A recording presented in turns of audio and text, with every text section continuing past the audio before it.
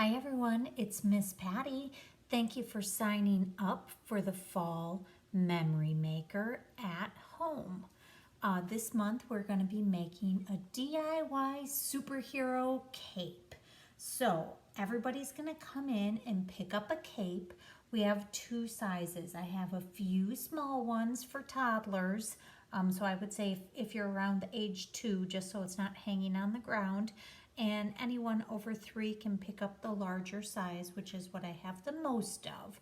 And I gave everybody a sheet of paper and a few fabric markers.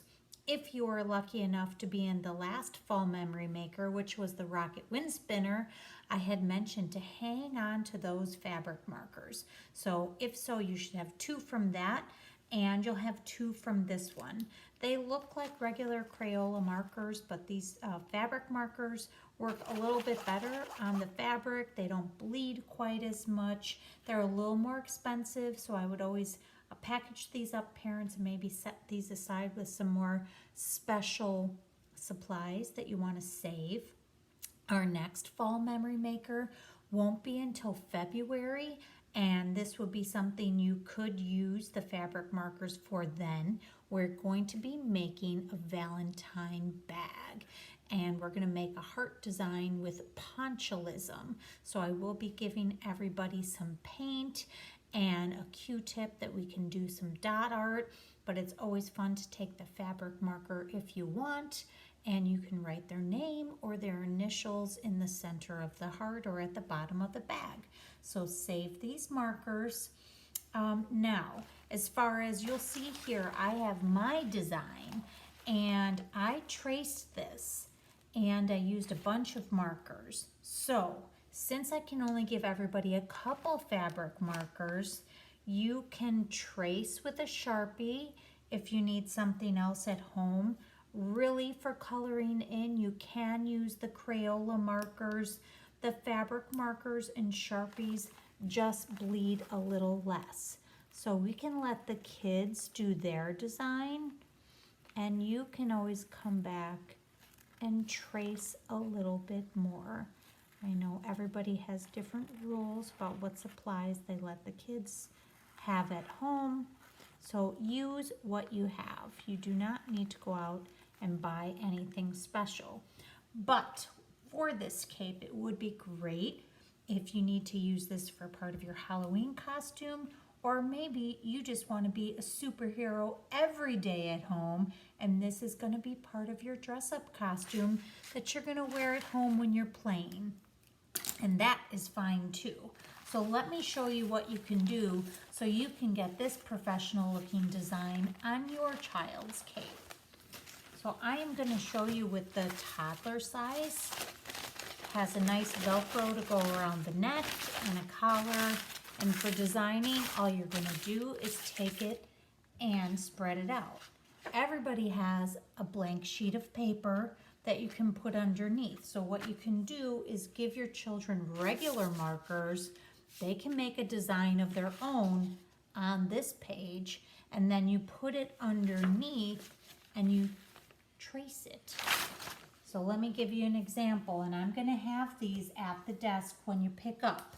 So if you want any of these, I'm a superhero, and let me show you by example. If you put this right underneath, they could trace that and see that right through there. And we have some symbols that are pretty popular. You can use this as a start and write your child's name in the middle. Spider-Man, Batman, Batgirl, Super Who.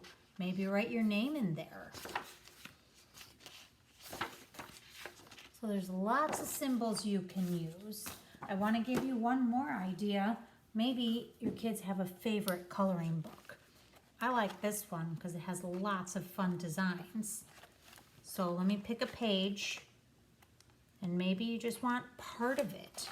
How about you want to do a flower design and then write your name over it? So you don't have to do the jar, but maybe you like these pebbles and these flowers. Let's see what it looks like when you put that right underneath there. Do you see that? And you can hold it down for your children. You can fold it over the piece of paper and then just help them start tracing. Or if you have a very young child, you can take the black marker and do all the outlining for them, and then they can color it in. So you have lots of options with this DIY cape. Let me put mine up one more time. My superhero skill is being kind at the library, because I do all the craft videos and help people find books. What's your superpower? So, and I wanted to tell you while you're looking at this about our next classes. So as I said, we won't have another memory maker until February, and that's because we have a lot of other special events that we're featuring at the library. In November, for all ages, you can sign up for Decorate the Library. Everybody in the family needs to register, and they can come and pick up an ornament, decorate it at home with whatever you have, and then bring it back, and we're going to hang it on the tree, and we'll do some voting for the best ornaments. Also, we have some special animal story times with live animals, and we have lots of openings. It's great because the time is a little bit later. It's a 10:30 animal story time, November 9th, 16th, December 7th, and December 14th. Check your schedule and don't wait. Register today before spots fill up. And we'll have lots of fun activities over winter break. We have a snowy story time, junior gym, and a movement story time loaded with lots of dance over Christmas break, so you can come and get your wiggles out. And guess what, kids? The Blue Fox is returning. Come to the library in December and see if you can spot the fox and find out what other great fun activities we have at the library. See you soon. Bye for now.